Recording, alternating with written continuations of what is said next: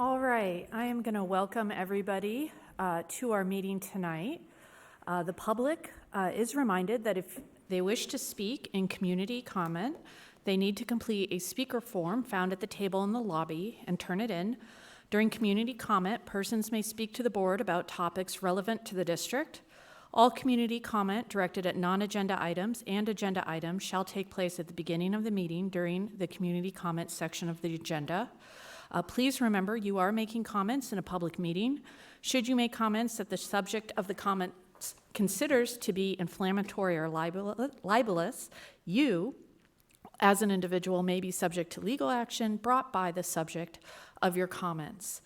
Before we dive into our agenda, I will introduce all of the individuals up at the board table. Seated to my right is Superintendent Degner, Board Member Director Pilcher-Hayek, Director Eastham, myself, Director Abrams, Director Clausen, Director Finch, and soon to be seated is Board Recording Secretary Kim Colvin.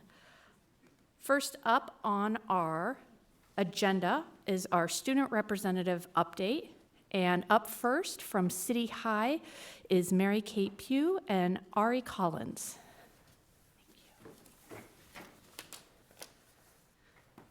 Hello, Ari couldn't make it tonight, so it's just me. A little update about City High. We had our first ever school carnival at the end of January, which was a very successful community event. Our goal for that was just to bring everybody together, all grades, people brought their little siblings, teachers attended, and all proceeds from that event are going to clubs and student initiatives for whatever they need, projects, field trips, competitions, all that good stuff. So that was a huge success, and we're hoping to continue that tradition in the future. Our boys' state swimming tournament happened this past weekend, and we had 2 state champions, Joe Polyak, I hope I'm pronouncing that right, he is a student from Regina, and then John Weigel, who is a senior at City High. The team finished 10th overall, so we're very proud of them. Bowling just finished up their season, had a very successful one. It was fun to see them having fun out there. And then mock trial is gearing up for their March competition. Pretty sure there's a board member who is one of the coaches. Yep. Sounds good. All right. Let's see. Our winter concert, choir concert, happened this past Wednesday. So all of our choirs performed, freshmen to seniors, and we had a guest soloist from the University of Iowa come for our concert choir, which is very exciting, kind of got that professional experience singing with him. Our show choir's last competition is this weekend at the Adler Theater, and then our spring show will be on March 5th. Musical cast just came out. Students auditioned for ensemble or main cast, and we have begun rehearsals for that. The musical will be happening late April on the 22nd, 23rd, and 24th. And then it was paper day today. Students from journalism were out in the halls handing these out, and so my Valentine to you is to take a look at the paper, because they work really hard on it, and there's a lot of good stories in there. So, should I just come up there? Yeah.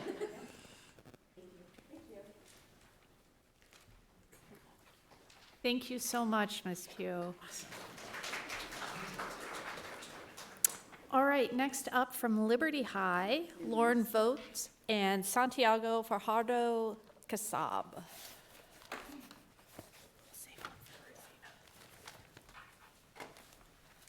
Could make it tonight, so it's just me tonight. So things at Liberty are going well since I last spoke with you guys. So some very exciting stuff coming up in February. So we got our winter dance scheduled for Friday. We got moved because of the girls' regional basketball tournament, which will be happening at Liberty on Saturday. And speaking of dances, we're also going to have our annual Dance for Difference organized by Difference Makers. It's going to be taking place February 26th. They're going to have the big event, which is the dance. They're also going to have this year new euchre tournament that they're going to be having. And the proceeds of that are going to go to the Stead Family's Children's Hospital in Iowa City. NHS is now conducting our annual can drive with their 9th and 10th grade advisories. So, and what they're gonna do with that is they're gonna have little sculptures that they're gonna set up in the main commons, and each advisory gets to choose what kind of sculpture we're gonna do, and then we're gonna have staff and faculty combine, select the winner, who's gonna be the champion this year of the Can Drive. Just a little bit of a music update. So we had 21 Liberty students perform at the UI Honor Band this past week, I believe. Liberty's varsity show choir Storm got grand champions at their competition in North Polk this weekend. We also got best band. We also got best female soloist, best male soloist, and in the jazz choir competition, we got first place in all of our categories, including our top group Voltage. They got best overall champions, and they also got best combo as well. So very successful event at North Polk for Liberty. And I forgot to mention that our prep show choir group also got first place in their category. So very successful weekend. More band music news. We got the Liberty Jazz Concert featuring all three of our jazz ensembles. It's happening tomorrow at the Liberty Auditorium. And the Liberty Singers choir, the highest vocal ensemble at Liberty, had their concert this past week. Very successful. And then now a little bit of a sports update. Liberty Dance Team performed this past weekend at DTU Nationals in Orlando, Florida. They got 9th in their jazz routine and 3rd in their pom routine, so very excited for them. As I mentioned earlier, girls basketball wrapped up a very successful season, and they'll be playing against Ottawa High School this weekend. And then to wrap up, we had state swim. We had 3 Liberty students compete at the competition this past weekend. That's all I have for you guys. Thank you. Thank you so much. And then from West High, Jaden Shin.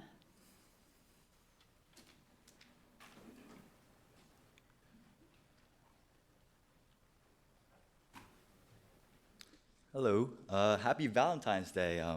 In the spirit of love, our student government wanted to show you all board members our thankfulness for the work you've done. Cindy? So we brought you personalized gift bags. Even just for 9 people, it took a lot of work and more than one Target run, so I imagine it's pretty hard to run a school district board. But yeah, we'll hand that out. Thank you. Thank you. That was so nice. Thank you. Cool. Still on the spirit of love, we have started our prom planning with our prom committee in conjunction with our teachers and our students. And also, still on the topic of love, we had our first winter formal just a few weeks ago, and we look forward to making that a tradition at West.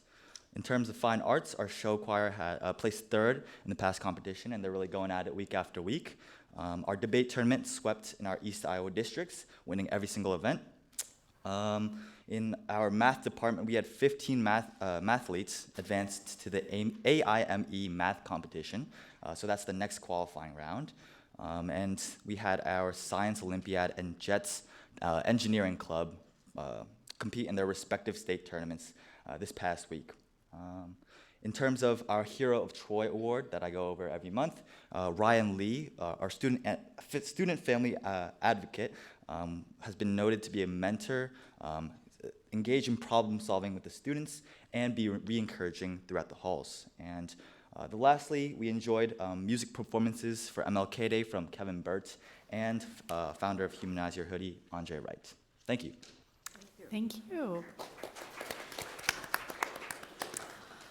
And then I was told that our Tate representative was not able to make it tonight, and so we will move on to our ICEA update, and I will turn the floor over to Brady Shutt. Thank you. I seem to follow him every time, so we're going to do something about that. It's an intent. I assumed it was intentional. So, Presiding Director Williams, Director, Superintendent Degner, Board Secretary Colvin. Thanks for having me. I'm Brady Shutt, President of the Iowa City Education Association. In light of the discussions and actions of our state legislature, I have found myself, and maybe you have as well, to be in a reflective mood. That's the word I landed on. And I have had more than a few friends and colleagues ask me recently if I thought people would continue to go into public education. Would people still want to be teachers in our public schools? I do not know the answer to those questions. But what I do know with certainty is that the educators in the Iowa City Community School District, and by educators, I mean the teachers, the paras, the administrators, the custodians, the nutrition services staff, our school board, all of the folks in this room, all of us, I know with certainty that our educators are fully committed to being all in for all of our kids. And I also know, and I want to talk to our teachers in this message, I also know that the teachers in Iowa City, my colleagues in the classroom, embody the very best of public school teachers. I recently read an article in the New York Times by David Brooks that talked about what he remembers about his best teachers. Brooks said, quote, "When I think back on my own best teachers, I generally don't remember what was on the curriculum, but rather who they were. Whether the subject of the course was in the sciences or in the humanities, I remember how these teachers modeled a passion for knowledge, a funny and dynamic way of connecting with students. They also modeled a set of moral virtues, how to be rigorous with evidence, how to admit error, how to coach students as they make their own discoveries. I remember how I admired them and wanted to be like them." When I read that passage, I thought of my colleagues because I have been a witness to their passion and dedication and have seen the thousands of students who walk our hallways all across the district who are excited to see their teacher and to share their stories and to grow and learn. So while I don't know if people will continue to go into teaching, I sure hope they do. Because like Brooks, when I think of my best teachers and my best colleagues, I am filled with deep admiration for the work they do, the lives they change, and the values they hold dear. Thank you. Thanks, Brady. I think that's an appropriate love letter to our educators for this Valentine's Day. We will move now into community comment. And thank you for your interest in the Iowa City Community School District and for your willingness to share your comments. You are reminded to give your name and the topic on which you would like to speak. During community comment, persons may speak to the board about topics relevant to the district. All community comment directed at non-agenda items and agenda items shall take place at the beginning of the meeting and shall be limited to 4 minutes per speaker. The initial community comment period shall be limited to 1 hour, and remaining community comment, to the extent necessary, shall take place at the end of the meeting. To the extent you are commenting on items not on our posted agenda, the board may ask follow-up questions of speakers, but is prohibited by the Iowa Opens Meeting Law from responding to questions from speakers or from engaging in substantive discussions regarding non-agenda items. And we are going to begin community comment tonight with Madison Mitchell.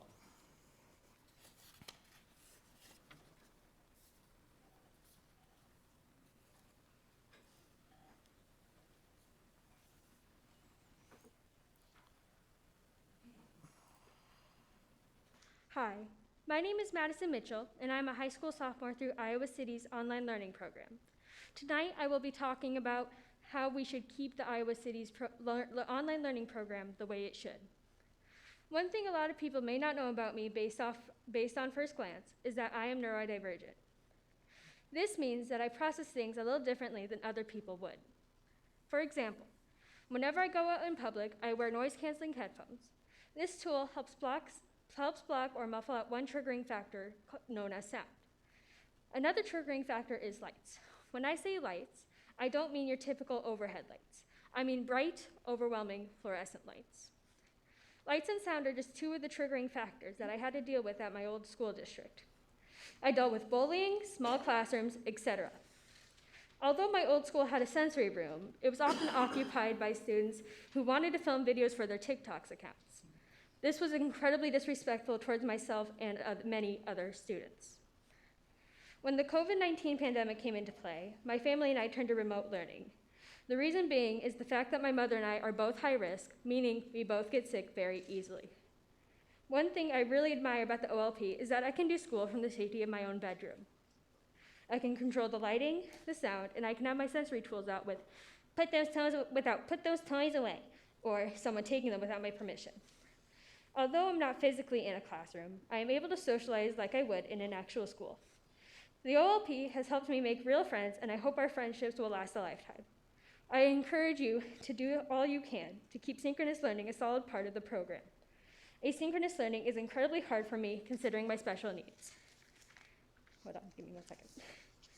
I truly hope that the OLP will continue the way it is because I've been able to get the help and accommodations that I have been needing throughout my whole school career. Thank you.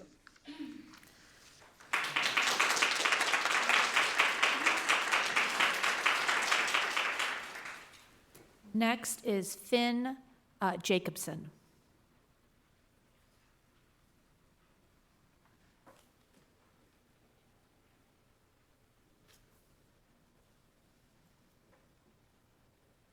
Hi, I'm Finn, a student at the online learning program, and I want to talk about budget cuts for the online program. The online learning program has been one of the best school environments that helps me learn. I have a lot of trouble in classrooms that are in person because I can't understand what the teacher's saying because I have trouble processing what's going on. And in async classes, I have trouble paying attention and staying distracted. The online learning program has helped me be the most engaged and invested in learning that I've ever been in any school environment I've been in, and I really hope OLP continues in its current form. Thank you so much.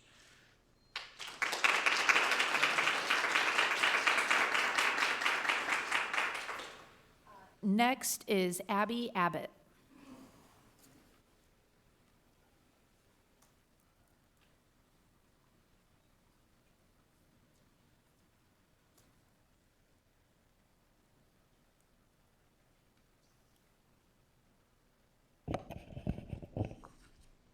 Hi, my name's Abby Abbott, and I'm going to speak to you about the online learning program tonight. Good evening, school board members and ICCSD directors. My name is Abby Abbott. This is my 19th year teaching in the district overall, and my 3rd year teaching with the online program. Based on estimates via board documents, the number of open enrolled students in OLP is in the realm of several dozen. As yucky as it feels to think of students in terms of per pupil dollars, public schools are being forced to take this into consideration. OLP has the unique opportunity to address this new reality for public education by taking a proactive stance in this regard. Please consider, if OLP is currently unsustainable, at what point are we sustainable? Further, at what point could we be making money if we capture out-of-district per pupil dollars? With respect, how has the ICCSD tried to increase our numbers, particularly our out-of-district enrollment? As board members, we ask you to please do your due diligence to objectively and accurately draw any conclusions regarding our unsustainability. OLP is different from other school openings. Students don't just show up because of their address. We get to welcome them into our exceptional K-12 school. In fact, we are currently welcoming new students this week. OLP is no longer an emergency learning model. Comparisons of what was done in the past are limited in their usefulness. Given that overall ICCSD enrollment is expected to flatten with the 26-27 school year, and that district expenses will likely only increase, we need to consider ways to grow revenue rather than only focus on cuts. If not, we are just surrendering to shrinking as a district and more cuts down the line.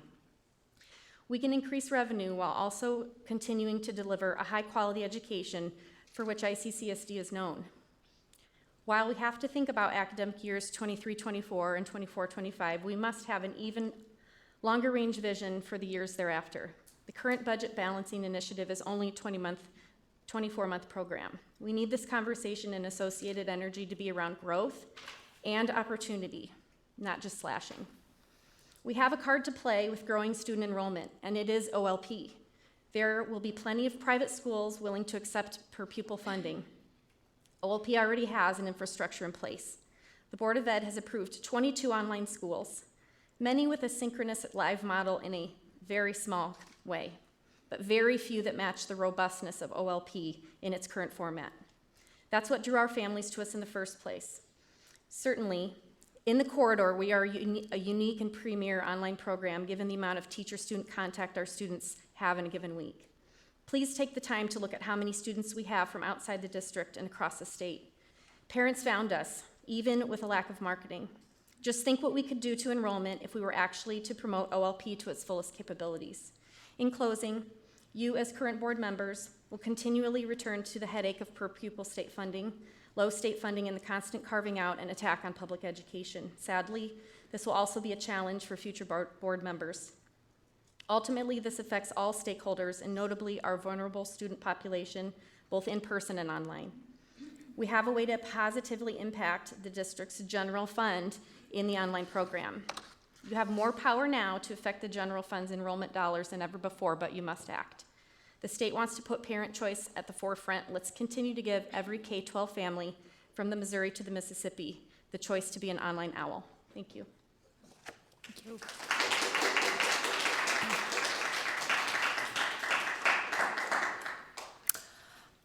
Next is Michael Danrett. I'm sorry, Dankrit.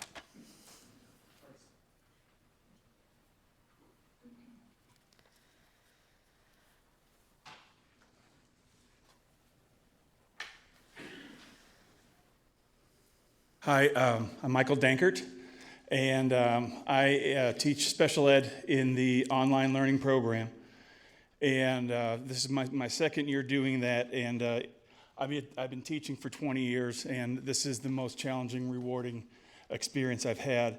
And I wanted to take my time to read a letter from Tara Armstrong, who is a para in the district, and she works with me.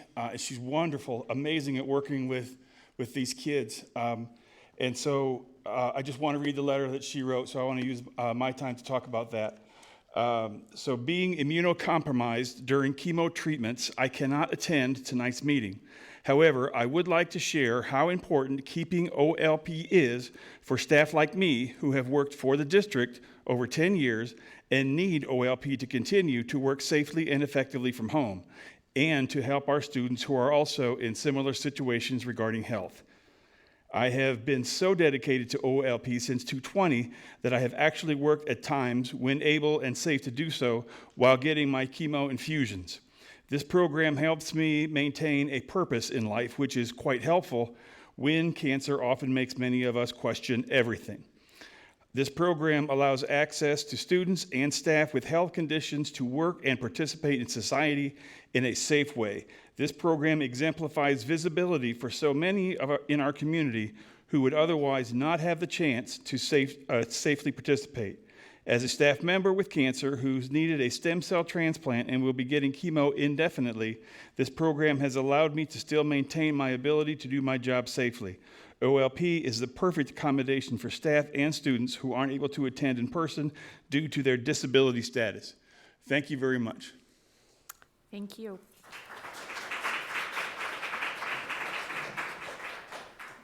Next is going to be Scott Fisher.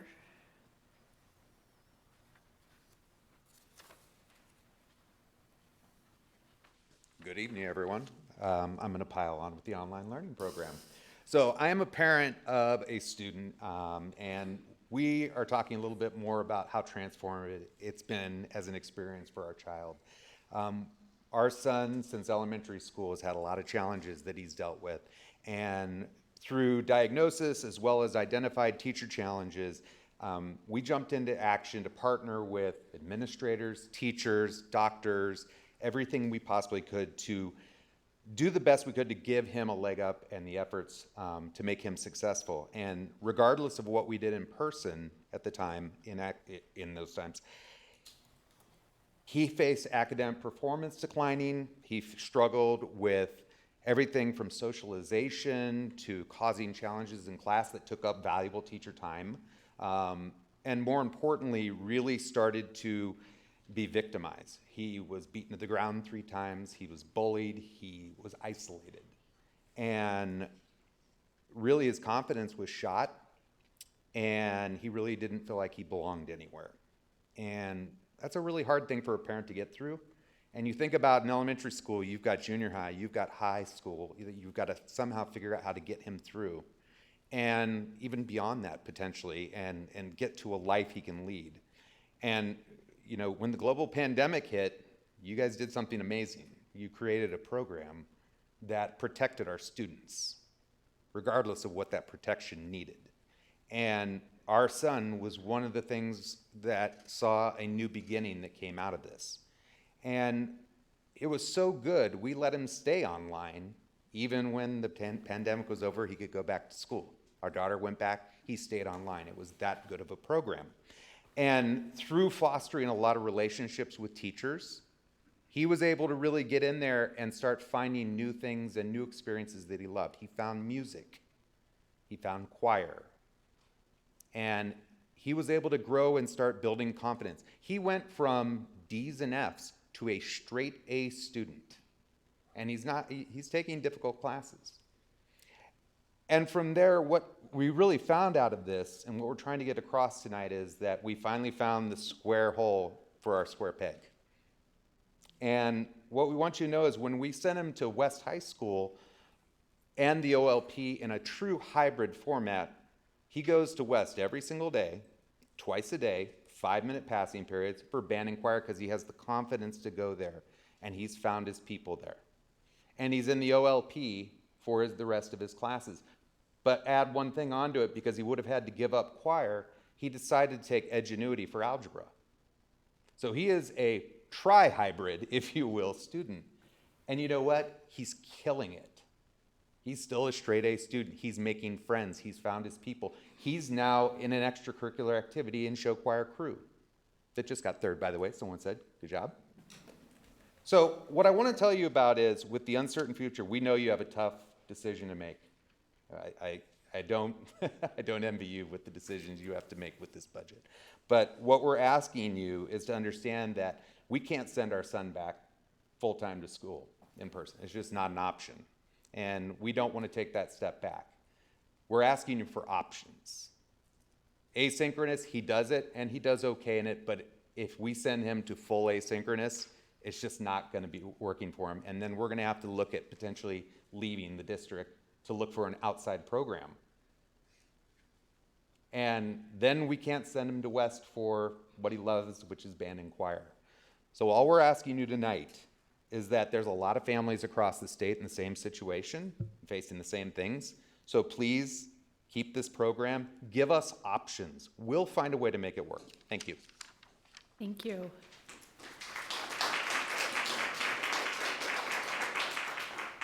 And then last will be Shannon Chambers.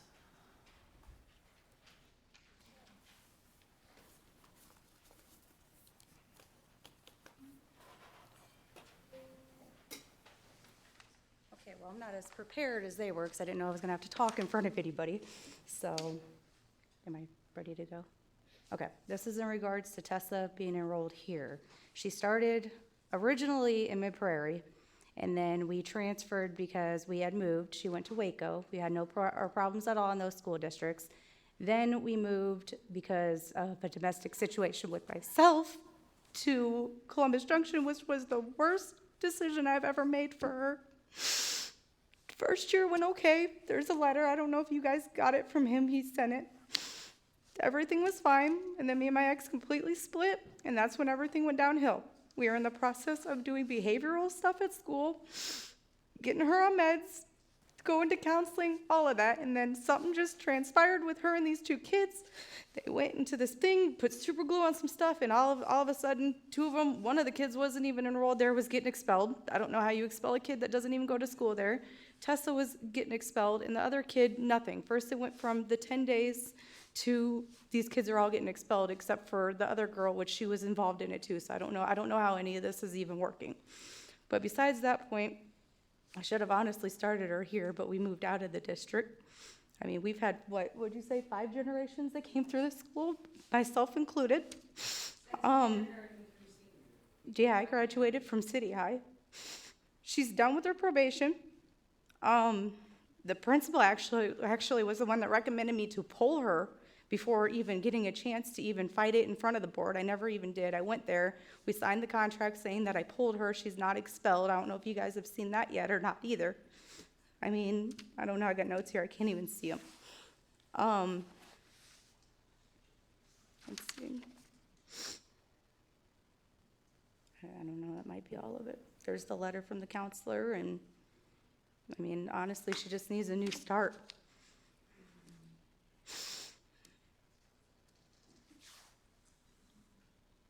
I don't know what else to say. Is that it? You do not have to use your full 4 minutes, so if you can end at any time you want, Ms. Chambers. And they put her on the meds. I don't know if I said that. We were in the process of doing that, and the pharmacy even said that she's gonna have behavioral problems. She was only on it for a couple weeks. So, I don't know. That's all I got. I'm sorry.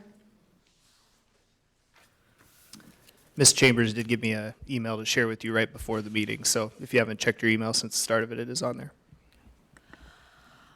That is going to conclude our community comment period. And so we will move on to our next agenda item, which is the approval of the agenda. I move approval of the agenda. Second. Okay. Kim, I think we're ready to vote. Online voting is open.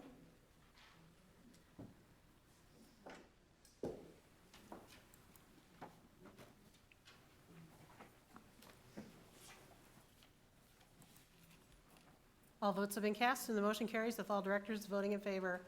All right, so we will begin with our consent agenda. And before I ask if anybody wants to pull anything, did anybody have any questions about the bills? I did have a question, but Matt answered it for me. I don't know if you wanted to go into that more, Superintendent Degner? I was ready for it, All yes. righty. So you may remember we did a presentation on IntelliSea a while back, and there was some confusion that evening when we were asking you guys to approve the contract about what the actual number was that night. And so I don't think we explained it very well that evening, but there was a hardware cost and there was a software cost.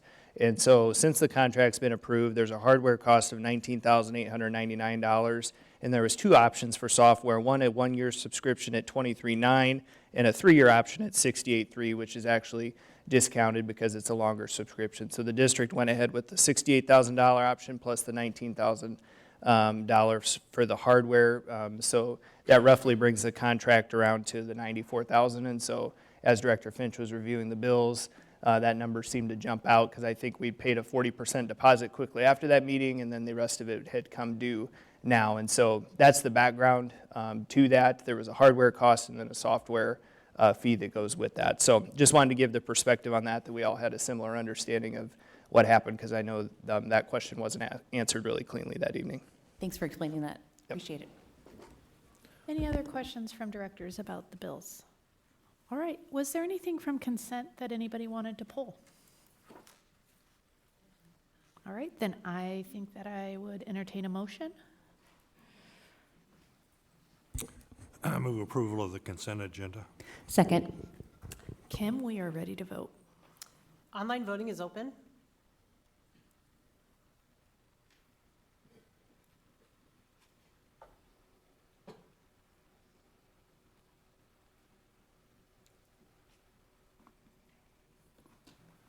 All votes have been cast and the motion carries with all directors voting in favor. All right, and next up is we have one public hearing, and I'm going to turn it over to Director Finch. Thank you, Vice President. Now is the time and place for the public hearing on the proposed plans and specifications for the ADA Playground Equipment Project. The Board of Directors set the date for the public hearing on January 31st, 2023. Notice of public hearing was published in the Iowa City Press Citizen on February 1st, 2023. The district will receive bids on this project at 2 p.m. on February 16th, 2023 at the Facilities Management Conference Center, 1137 South Riverside Drive, Iowa City, Iowa. Notice to contractors was published as required by law in multiple statewide plan rooms and on the Iowa City Community District website on February 1st, 2023. Are there any questions from the board? Are there any questions from the public?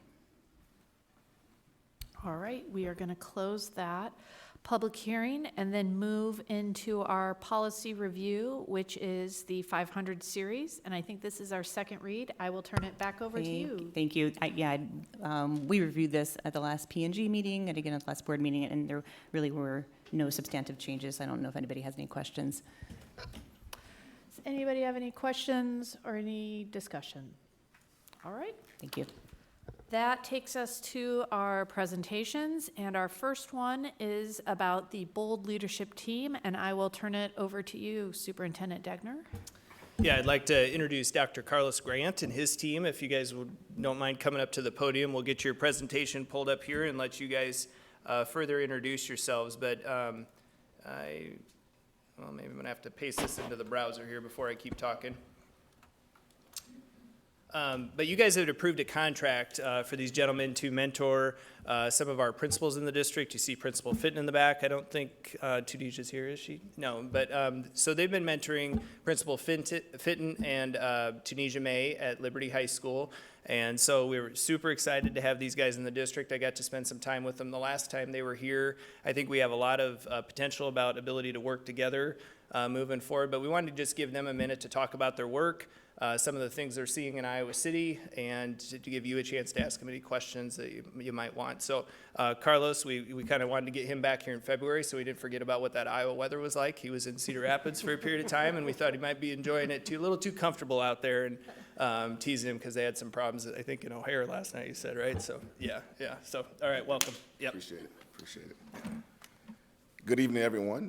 My name is Dr. Carlos Grant, member of Bold Leadership Network. I'm also the proud principal of Wade Hampton High School in Greenville, South Carolina, and which is a large high school, roughly 2,000 students, very diverse school, and very proud to be here. I'll let the other gentlemen introduce themselves. Good evening. My name is Damon Qualls, and I am the proud principal of Montague Elementary School. We take great pride in being the only Title I school in our district to earn and maintain an excellent rating issued by the State Department of Ed for South Carolina. We also have the highest ESOL Hispanic population in our district. Extremely proud to be here and share a little bit of the work that we've done with some extraordinary administrators. Good evening. My name is Dr. Edward Anderson. I am the executive director of an initiative called On Track Greenville in Greenville, South Carolina, where our aim is to keep students on track to graduate from high school on time. We look at our indicators of academics, behavior, and attendance for our students. Prior to that, I was a middle school principal at the highest poverty middle school in Greenville, South Carolina, an academic coach at the district level as well.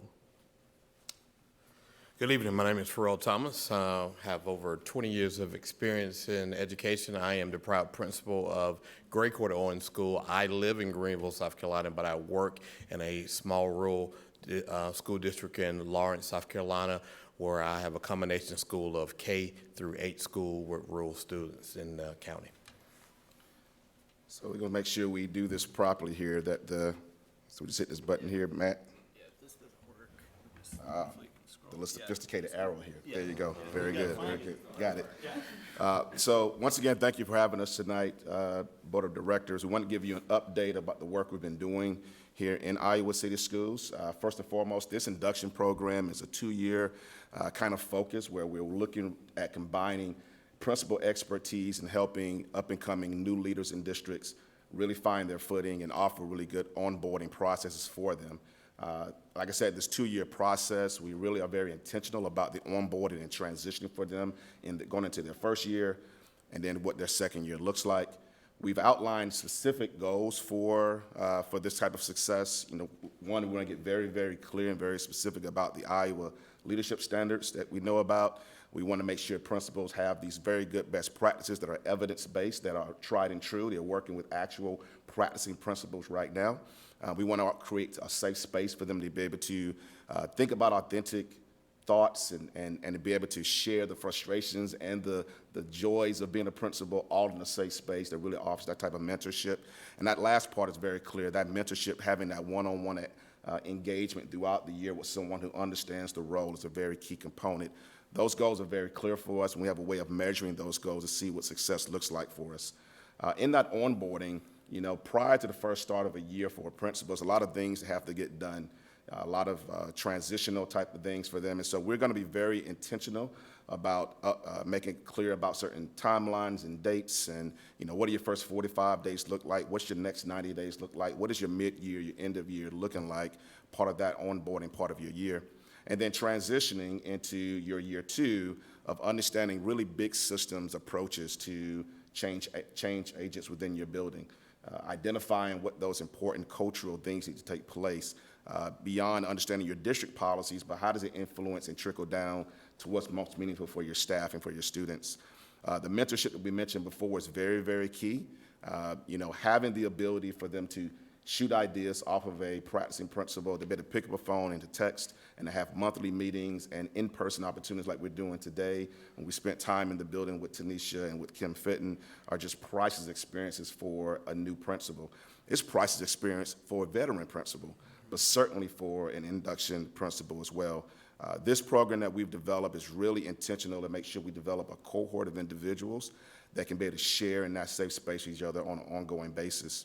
And so those three things together, you find that nice little sweet spot of safe space with instructional leadership and a personalized approach. That Venn diagram right in the middle is the sweet spot that we're trying to capture for leaders. We know that leadership is important. We know that it's one of the most impactful things for student development and growth. And the more that we can engage people to want to be in that space and to stay in that space is vitally important. So we're very proud to work with these two dynamic leaders, Kim Fitton at Northwest Middle and Tanisha May, assistant principal at North Liberty. Two dynamic leaders you have here in the school district. They should be applauded for the work they're doing, for the coaches that they're developing and cultivating under the leadership of Matt Degner and his team. It should be commended about that. All right. So you cannot fake culture and climate. When you walk into a school, whether it's in Iowa or South Carolina, you understand the impact and the energy that school leadership has. And so in January, of course, the nation pauses to celebrate School Board Recognition Month, right?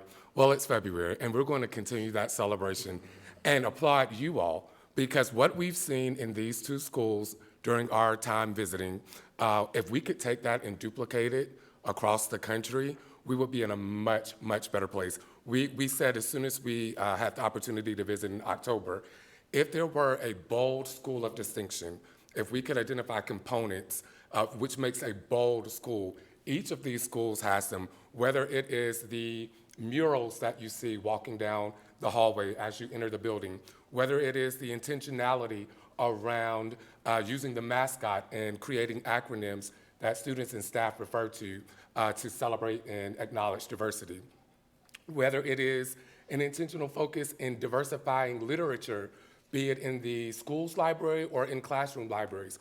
All of these efforts didn't just happen overnight. It happened with some very intentional leadership. And so for that, we want to say thank you. Who knew Iowa City Community School District in the heart of the country is leading the way around diversity, equity, and inclusion efforts? So thank you for that. Yes. And I'll just end by saying that one of the things that we know to be true, utilizing a diplomas now model and for kids to graduate on time, is that you have to have a strong climate and culture before you have anything else. As I indicated earlier, attendance, behavior, and academics are the key indicators for graduating students on time. But none of that is important. As mentioned here today, if students don't feel a sense of belonging, if they don't feel a sense of agency, if they don't feel a sense of connection in a school, it doesn't matter how smart a student is, how successful they are at sports, if they do not want to be in that building, if they do not want to be in a classroom, if they feel like someone does not care about them in a particular place, and that is true for adults as well, then we are not doing the best for our students. So again, I applaud your efforts because as Mr. Quall stated, all of what we've seen in these schools, all those pieces, create that ABC, the little ABCs, not academics, behavior, and course attendance, but it impacts agency, belonging, and connection. And there are some key pieces that are being done very, very well in your school. So thank you. And then finally, we just want to say that we look forward to continued work here in Iowa Community School District. We're going to be back in our buildings tomorrow, going back to do the real work we have to get done as well, but we know that the work remains here. Congratulations on your work you're doing around HRS, high reliability schools, and the work you're doing in level one in developing that culture and climate and the baseline for security and safety for all kids. It's commendable. So thank you again for tonight, and thank you, Superintendent Degner. Thank you, guys. I don't know if you guys have a minute, if the board has any questions or any follow-up for them, but we would want to say thank you to these guys. I mean, it's been a great experience, and it's proved especially valuable. Dr. Grant talked about opportunities for future work. We've talked about some of that, about how to expand the potential network of folks that they could work with and could help us continue to develop. And it ties into, some of our grow your own conversations and things like that we've been having. So I know they would be happy to answer a couple questions if you have a couple. If you don't mind, Lisa. And if not, that's fine too. Well, I'm really glad that you mentioned HRS in your comments. And I would like to hear your thoughts on how that fits into the work you're doing as mentors.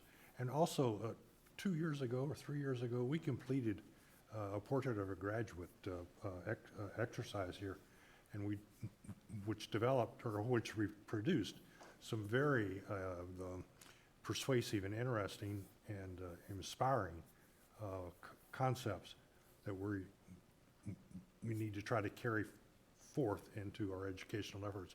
And I don't know if you're aware of that that kind of planning process.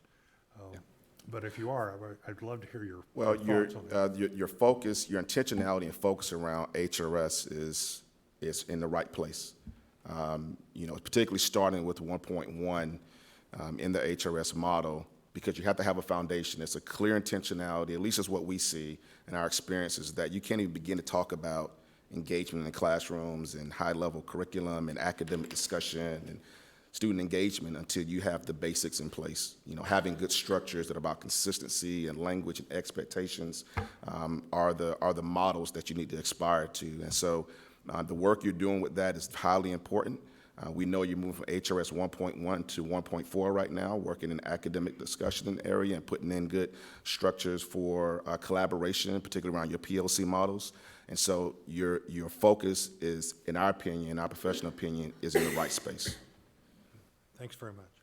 I just wanted to mention first that Principal Fitton provided some information to us at a recent meeting, and we were just blown away. She's such an excellent professional. And so as an outsider, I mean, you guys are all working together, but I had not met her, and she has just done an amazing job at that school. It makes me proud to be, I was already proud to be a part of this district, but it made me prouder to be a part of this district. And I'm glad she's here. The question I would have is, so you guys come from the outside of Iowa, and when you see a school like the one Principal Fitton has just really brightened and just improved in so many ways, what is your observation as people not from Iowa about some of the key things that took, or any kind of sort of generalized observations so that this community and this state can see, the magic that can happen? Well, I'll mention one, or then, gentlemen, you can jump in. I mean, from day one, you can tell that there's intentionality in the building. There's a common language throughout the building about expectations, and everyone's singing the same song. I can recall the first day we stepped into the building, the bell rang for class transitions, and students are moving throughout the halls. And as soon as that minute bell rang, everyone was doing the right thing about how to get kids into class. Even students knew the language. They have a matrix about what the expectations are, and everyone's doing that. So that's number one. It's a common thread of language in the building that maybe hasn't always been there, right? It's come to a point where it's like, okay, we have some consistency around language, and that's just great. And I think the leadership that Ms. Fitton has imposed in that trickles down to her leadership team, and like I said, to everyone else. Are there other examples that you want to point to, gentlemen? I just think it's remarkable. You may not know this, but she actually attended the middle school she's now leading. So it speaks to the commitment that she has for the school district and the commitment that she has for the community in which produced her. So that is the ultimate sign, in my opinion, of achievement, for sure. I would say one of the ways that we define a bold leader, and she is a bold leader, is creating safe spaces for people in the building, but also investing in the personal growth of herself and the professional growth of others. That's very apparent every time we're in the building with her and every time we speak with her. She's making those key investments, she's asking the right questions, and to do that, you have to have a sense of vulnerability and transparency. And one thing that I've learned about Kim in the last 6 or 7 months, she's very transparent, and she's very honest. And it takes that looking in the mirror all the time, constantly being self-aware of where she is, where her staff is, to really get to the right answers, the right solutions. And so it becomes easier for all of us really to work with her and with a school like that when there's a lot of transparency and vulnerability and honesty. And so I think that's one of the things that I have appreciated about this journey so far. I don't know if I have any comments or questions. We do the work in and out for years, and there's a lot of intentionality behind it, and but it's helpful and validating to have folks come in from outside and recognize it, and to know that we're on, with HRS and these other things, that there's a common thread through this whole system in the whole country, right? And it's the things you're talking about with common language and that kind of dedication. So thank you all for coming here. I appreciate it. And probably, I think, as educators, folks don't pat themselves on the back enough or toot their own horn. And I think, especially in this day and age of what we're looking at in Iowa, as far as what we're going to have to deal with a pretty substantial voucher program, we're going to need to learn to do that a little bit more and kind of put it out there and put our accomplishments on our sleeves. So thank you all for highlighting that and your work with our leaders here. Thank you. Thank you.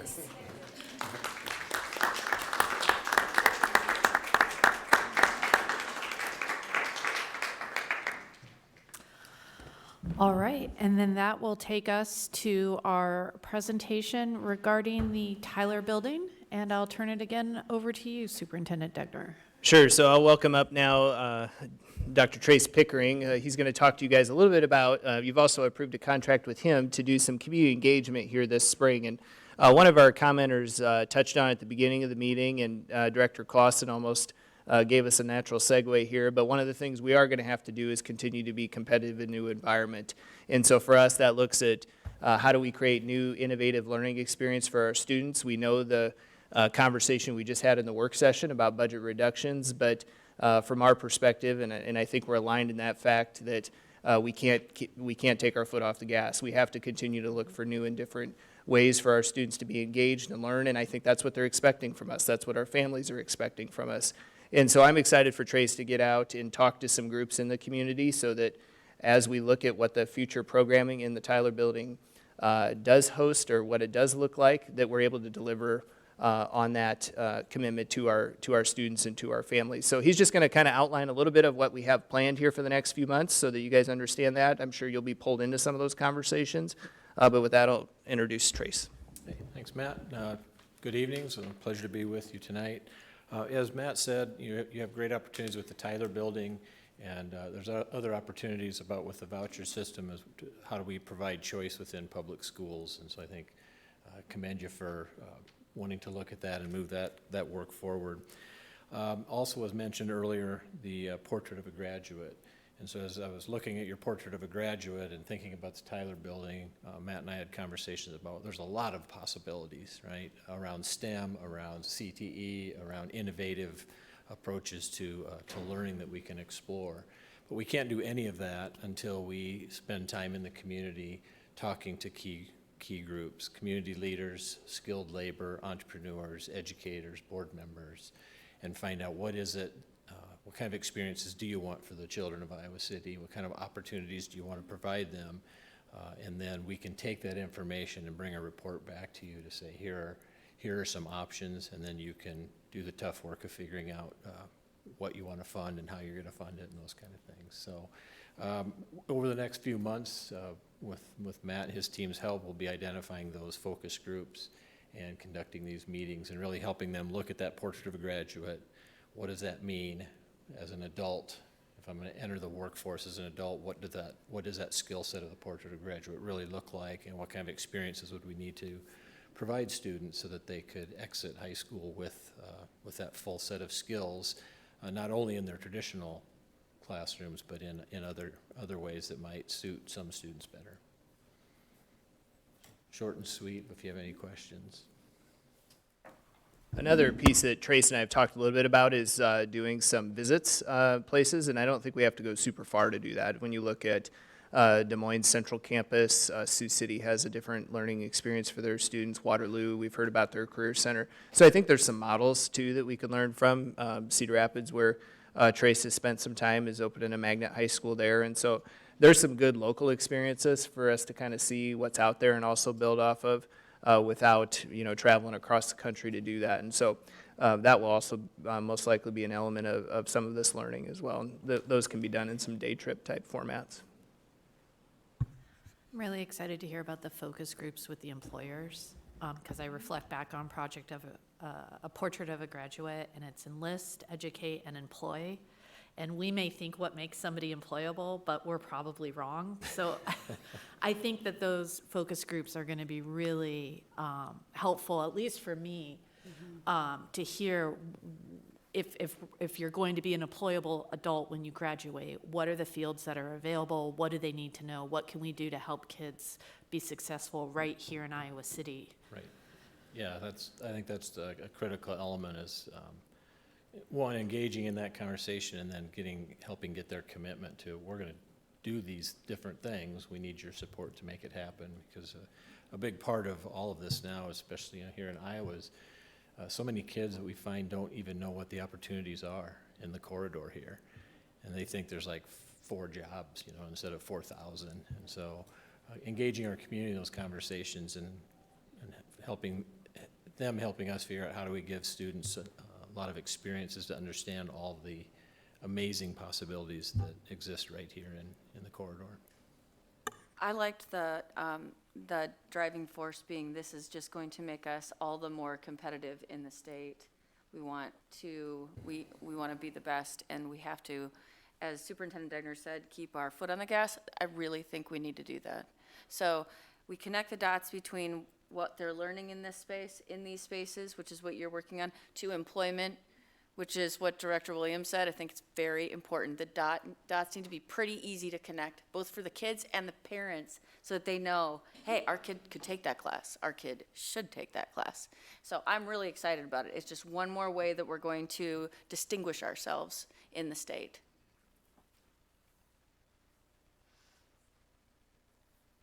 Yeah, I'm just excited to see it happen. I don't have any questions, but just finding that Venn diagram between what folks need and what we have to offer. I know one thing: it's not the same old, and so we gotta think big. And to do that, we have to talk to folks around here to know what's available and what we can do. Thank you so much for coming. Thank you. Thank you. Our next 2 presentations are some financial presentations that I will turn over again to Superintendent Degner. All right, thank you. Yes, so we're going to talk a little bit more about budget. One is certified budget assumptions. They'll look pretty familiar compared to the budget comparison doc we looked at in the operations committee meeting, and then Les will also provide the quarterly financial report, which is really our progress as we travel through this fiscal year. So with that, I'll turn it over to Director Finger. Yes, the first of them is the certified budget assumptions. This is a document that you've seen similar to prior years, updated, provides a timeline of what we have to do for the formal process to do the budget. What we've been doing in the operations committee and the other discussions is, the more detailed work of our programs and our staffing. This certified budget process, I'll remind you, is essentially setting the tax rate for our patrons of the district and the overall budget authority for the district. So 2 kind of umbrella or big picture pieces to it that are really formal and probably needs to be separated from those detailed discussions that we've been having to some degree. So just keep that in mind that this is a formal process. It will wind up by April 15th. It's actually April 17th this year because of the weekend. If you've been following into the legislation, there is a tax bill out there, or a tax assessment, a correction bill out there, and because of the timing of that, there is a discussion that the due date would be pushed back till April 30th, which also happens to be a weekend, so it would be May 1st. My recommendation to Superintendent Degner and the rest of the team is we stay with the April 15th, just because that's the normal process. That's the process we'll have to go back to next year. And we should have from the county the information to make those decisions by that time. We anticipate that we will have that tax information within 2 weeks of the legislature making actions. That's what everything has been telling us. So I anticipate that action will probably be this week or next week from what I've been hearing. So we should have that soon enough to get everything published and stay within the timelines that's there. The other assumptions that are in that document are, some historical and some looking forward in terms of, what IPERS has changed, what we're looking at for health insurance, some of those type of things, just to keep some of those things that do make up our budget kind of in front of you as we go through this process. So I'll entertain any other questions on that. The only thing that I can share with you, the budget is about 95% done right now, to be honest with you, so that's where it's at. We will see an increase in our tax rate this year. This tax adjustment for the assessments on my preliminary numbers is an adjustment of about 32 cents on our levy. It will increase our tax levy by about 32 cents per thousand because of that reduction in valuation of the district. So, and if you haven't been following that, they didn't properly do the rollback to multifamily residential. In some of my discussions throughout the state with other members across the state is, Johnson County, Story County, Blackhawk County, Polk County are probably the ones that are going to have the largest impact on the rate. From this, some of the other districts will maybe only be 5 to 10 cents on their levy, just because they don't have much of that property within their district. So again, something that's just, a factor of our community and some of the property that we have here. So, Any questions from directors? I don't have any questions, but I was going to ask about that last thing you just mentioned, so I appreciate that. I just want to point out, on page 4, if you look at the rate increases for our medical insurance, going back to 2019, have been 0. I just think that's a good thing to point out, that we have a good fund and we haven't had to raise those rates. I mean, that, I think there are things like this in this district that are real positives, because of the way things are run. And we don't note them because they're not, flashy, but there it is. I don't know how many folks at your employer have had a 0% rate increase since 2019. But again, and this is, not to say this is because of an insurance company. This is a self-funded plan. So this is work we do here in the district to maintain those costs and make good decisions. So I just want to do that shout out. And thank you, Director Clausen. We are right in the middle of getting our renewal for April 1. And I wish I had it finalized, but I don't because of the process that True North does with us for going through and calculating all that information. So we should have that here as we move through the next meeting or 2 meetings of this process to be able to update that to see what next year is. But I think it's going to come out very well again, so based upon preliminary numbers. Any other comments from directors? All right, then I think we're ready to roll into our last presentation, which is our quarterly financial report. Again, I'll take this one and run. It is a snapshot of where we are through the first 6 months of the fiscal year.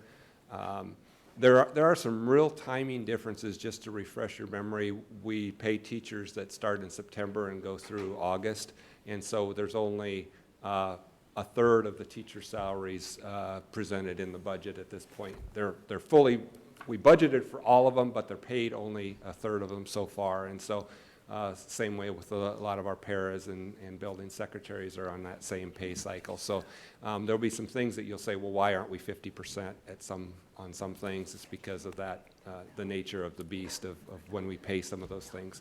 There's also some real variability in the way some of the federal funds are reimbursed on a claim basis now, and so we have to get that. So all of those expenditures that we've incurred through December are recorded in here, but none of the revenues are because we haven't received those, so we don't put them in until they're actually received. So, and I would point out one small error on the unspent balance page.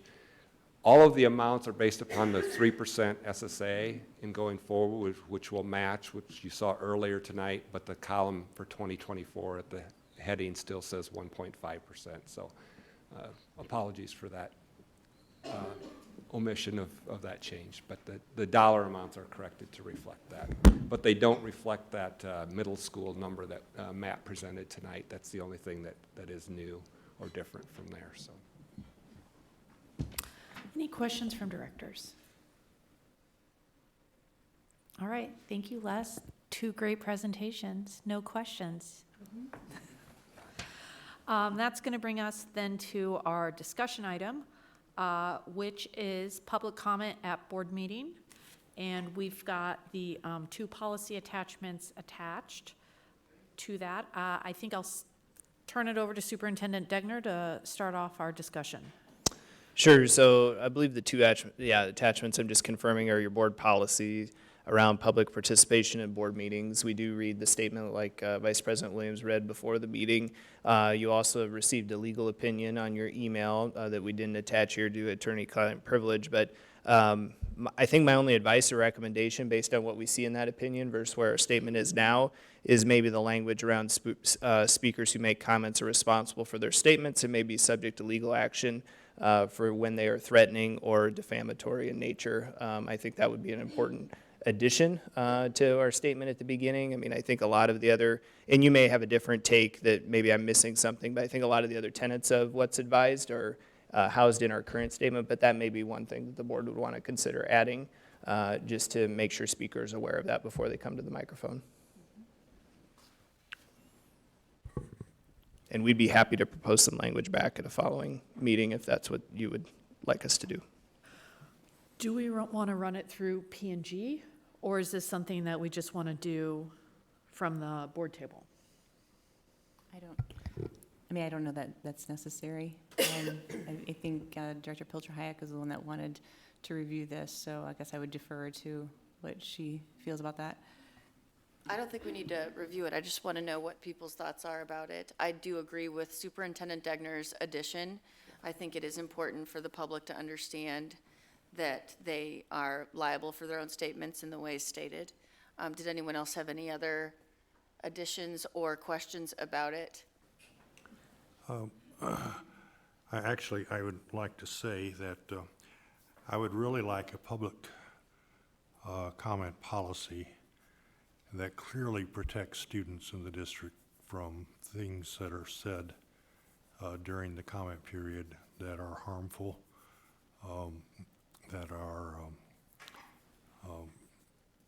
disrespectful, and that we would not tolerate students themselves saying to other students during the school day. I think in my somewhat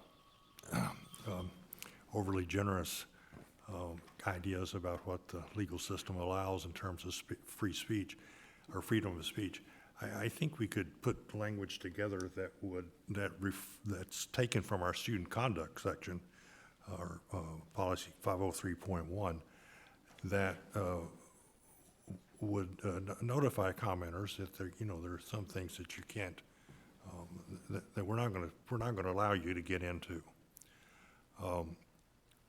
So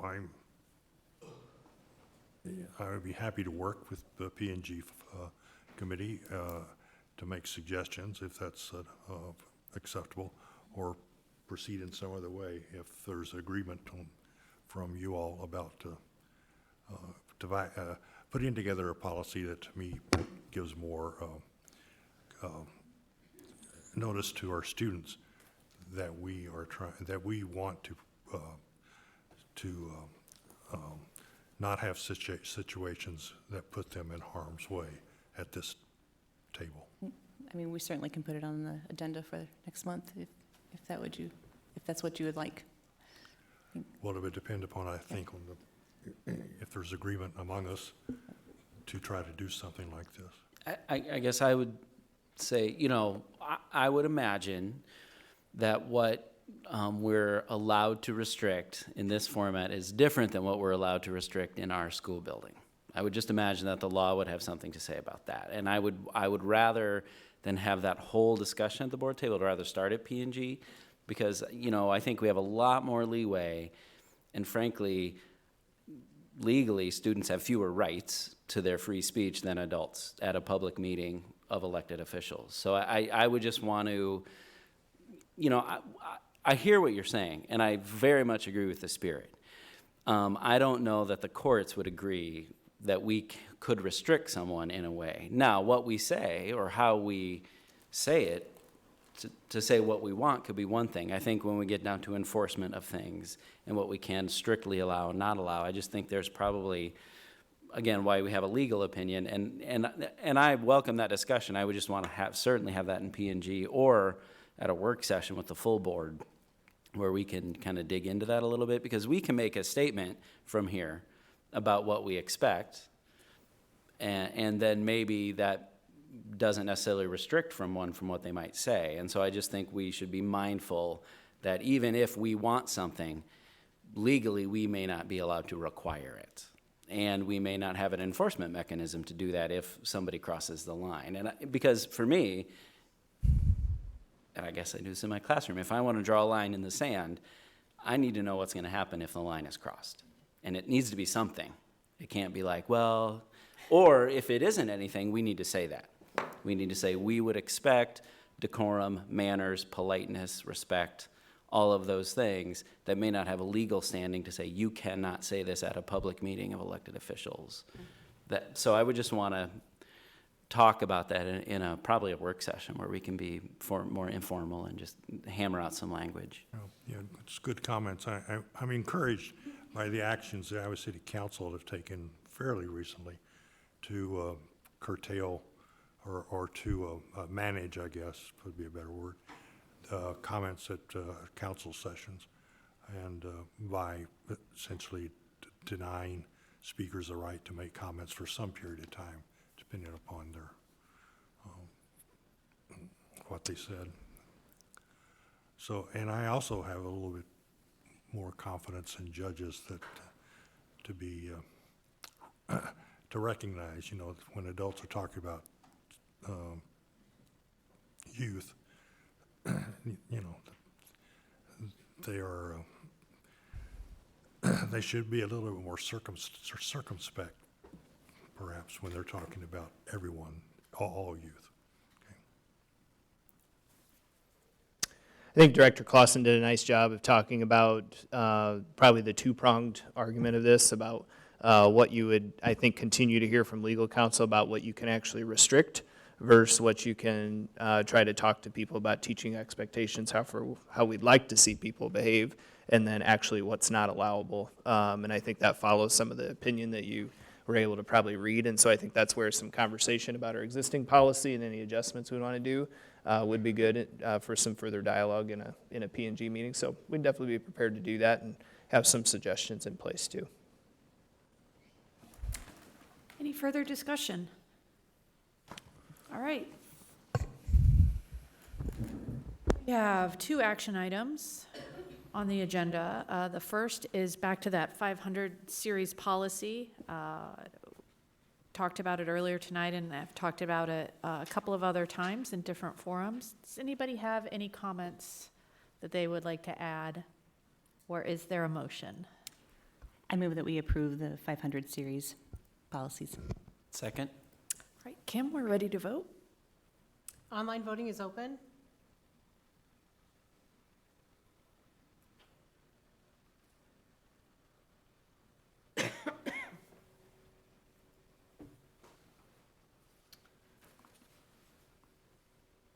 All votes have been cast and the motion carries with all directors voting in favor. Our next action item is titled Enrollment of a Student Who is Subject of Closed Session. That was a closed session meeting earlier today. Do any of the directors have anything to add in this forum, or is there a motion?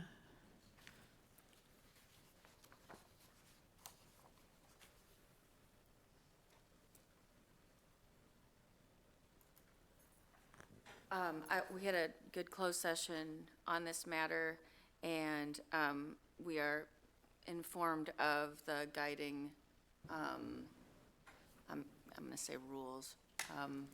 So that was helpful. to learn about the guiding rules that exist for this type of matter. And we are seeking a motion to approve or deny the enrollment of the student, so one way or another.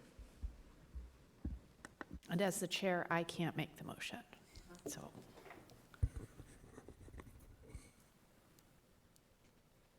Well, for procedural steps, I will go ahead and move to deny the enrollment application of the student discussed at the 4:30 p.m. closed session meeting. Is there a second? Second. Is there any more discussion?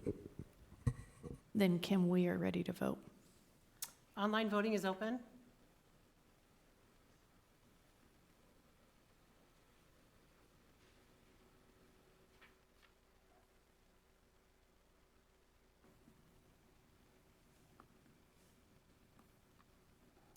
All votes have been cast and the motion carries with Directors Clausen, Williams, Finch, Pilcher, Hayek, and Abraham voting yea and Director Easton voting nay. That concludes our action items. And now we are at our last part of our agenda. First off with the legislative update.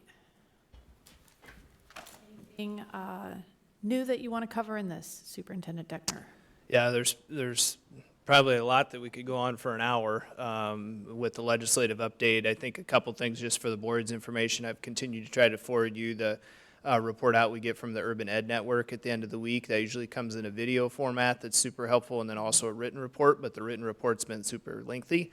So Margaret Buckton usually does a nice job of bringing those most urgent things to the attention, and then also a couple advocacy action steps that can be taken each week. And so we're obviously keeping our eye on legislation around SCBH and the mental health work that could be affected in the district based on some of the state legislation, the LGBTQ plus community and how they're affected by legislation going on. Chapter 12 requirements and additional flexibility could be given there. TLC funding flexibility as well as some other categorical funding flexibility. And so things are happening, being proposed as fast. About the time you try to understand the proposal, there's either a shift in our amendment or a new piece of legislation introduced. And so it is a little bit like drinking from a fire hose in trying to keep up with it. But I think the important thing is making sure to let people know that the legislative session isn't done just because they have passed ed savings accounts and because they have passed SSA. There's still a lot of other pieces at play, and I think the issue around parent rights and transparency in our schools is still another one that will be a hot topic at this legislative session. And so we just encourage people to stay involved and informed and in contacting other folks. We do have a legislative forum this Friday at 4 p.m. here at the Ed Services Center, and our local legislators are invited to attend, as well as area superintendents and board members. So for those that can make it, we'd be happy to see you on Friday. If I may, I would just say proportionate to the disgust we feel with what's coming through, when you go to a meeting like this, and I'm just so, I'm proportionately proud of public education. I mean, from our student reps that spoke, to our union leader that spoke, to the people that spoke about coaching, our principals. I mean, this is, and I used the word magic earlier, but it really is where the magic happens. So as much as that fire hose is giving us just disgusting information, man, are we doing an awesome job in this district.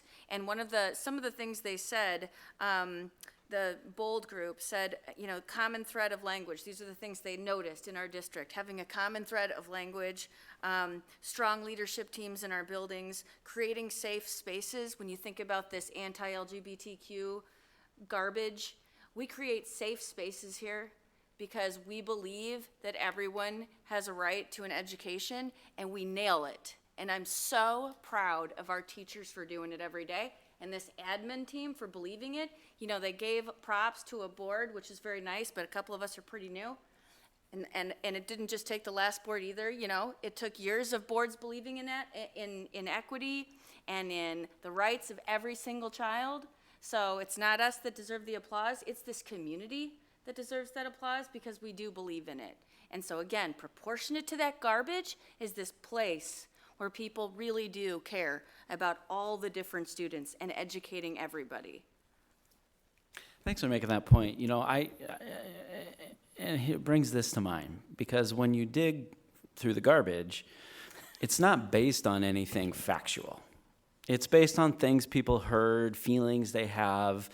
And a lot of what we do, especially the stuff that drives some of the equity work, right, that comes out of people's lived experience, where they have had a situation, usually something not good.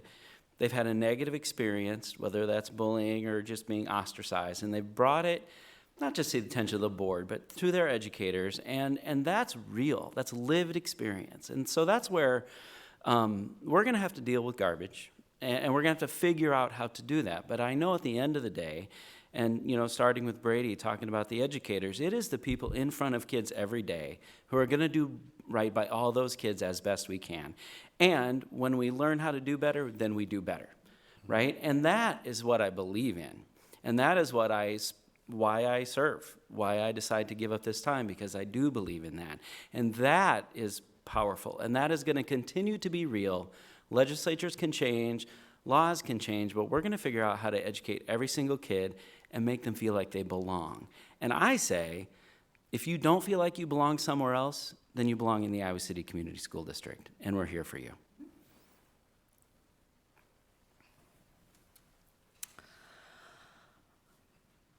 Thank you, Matt, for that update.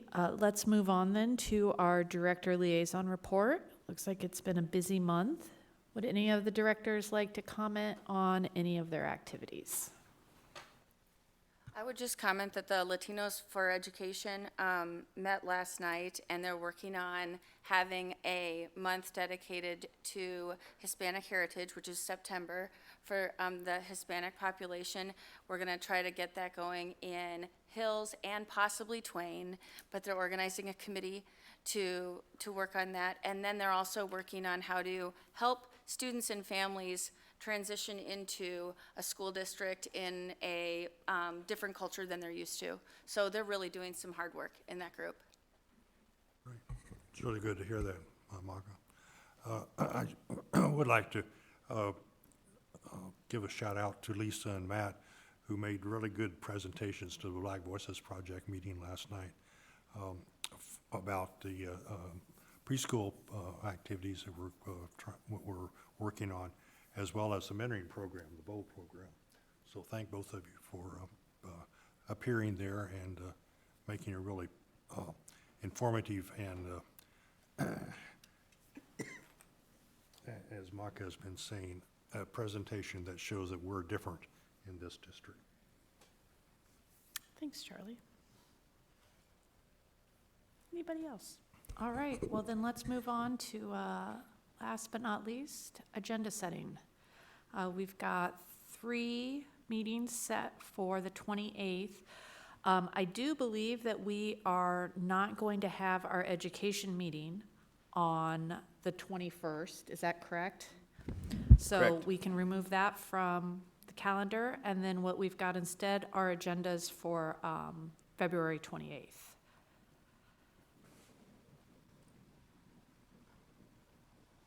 Policy and governance, kind of our usual suspects there. We're going to get into the 600 series. I don't know if we want to add the Public comment, yeah. We'll add that on there. I think we also have a follow-up item around complainants' path to the board, whether they're students or community members or parents, so we'll touch on that briefly. Director Fitch and I have talked about that one. So those would be a few things for P&G. On the regular meeting, things that may be on this draft list or not, the equity update and Truth and Reconciliation Committee, Indigenous Community follow-up to the last meeting. We had some comments and discussion, and then we had since met with them, and so we'll have some recommendations to bring back to you on that. I think it'd be a good time to also bring back some preschool, just as we've done these meetings with the municipalities, to come back at the end of the month and kind of talk about how those have went, and then kind of where we're at in the next step of that conversation. The work session was scheduled around safety security. I'd like to continue to see how that goes over the next couple weeks. I think this is the time of year where we're going to start to get pressed around negotiations, exempt session, the budget conversation. And so whether it's a dual topic work session or if we just need to put a question mark next to, if we're ready for that, I do think we have some time to, I think kind of timeline is next year to make sure we have a solid safety security plan in place. So I'd ask for some flexibility on that. And I think that's kind of the big things on my list right now to put on your radar. Well, I do know it seemed very clear, at least to me in Operations Committee meeting earlier today, that we need to have an exempt session. Yep. And we need it sooner rather than Yep. later. And so I don't know, I think maybe we transform the work session into an exempt session and schedule that safety and security work session for just a little bit later in the future. That makes sense. I think it'd be useful to get that in there, and we could talk about the order structure of those meetings that night. Yep. I would like to figure out when we can have consistent, let's call it an update of some kind. It's relevant to much of what we've talked about, marketing our district, which is now going to be a thing. We talked about it in the open meeting earlier about OLP, but marketing is going to be important from now on. And, you know, a lot of us have been involved in political campaigns and different things like that. I'm just wondering, and I know you guys have started working on it. By you guys, I mean the admin team, Kristen, and Superintendent Degner, you've already started working on language and videos and things like that. It's going to take a concerted effort, you know, that we can all be kept abreast of or participate in different levels. But we're going to have to be very intentional about our marketing campaign, starting now, right? I don't know what's going to happen with the OLP situation. That was a good example of something we need to think about. If we are doing A or B, that will play into what we are marketing. So I really think that has to be a priority. I mean, people start enrolling for next year, right? We have to be on top of it. So I know you suggested, one thought that came to mind, I know you suggested a recurring one, but, you know, the other thing I didn't mention is we have the retreat on the 7th, and I know there's a couple other things we want to take at the retreat, but I wonder if we could do that initial conversation, or at least start that on the 7th, and then talk about, okay, how do we come back to this topic a little bit too? And that would give Kristen and I, at least a chance to, hey, these are the few things we've already identified and begun some work on, and then what else, you know, should we be talking about, and then when do we come back again? So. Yeah, I mean, some things you can already grab from these meetings we've been having. Last meeting, I think it was, where you talked about Choose ICCSD. Director Clausen said, if you don't feel welcome anywhere else, you're welcome here. I mean, hello, put that on a t-shirt. So I'm just thinking, this is the kind of stuff we want to start accumulating. It's very deliberate. Marketing, campaigning, whatever you want to call it, we need to start doing it now, because that's the position the state has put us in. Sounds good. So yeah, so let's add that to the retreat agenda. Did you want to say anything? I was going to ask an inappropriate question for this time of the meeting. Can districts do the television commercial buys? I think we're going to quickly get into appropriate uses of our funding, probably, Charlie, you know, and I think that's a question we're going to have to answer, right? I mean, because I think there's going to be some other things where we haven't pushed as hard on social media as hard as we'll want to push here moving forward, and then it's going to open up, and, you know, a lot of those are free resources, but what if we're marketing on our website? You know, we obviously pay for our website, and then, well, what if you do want to pay for a television commercial? It's obviously commonplace in other states. If you travel and turn on the TV in other states, you know that places are doing it. So I do think there's going to be an intersection about how the financial plays into this and what we can or can't do. So probably just sooner rather than later, we should just get into a legal opinion on it. Okay. Yeah.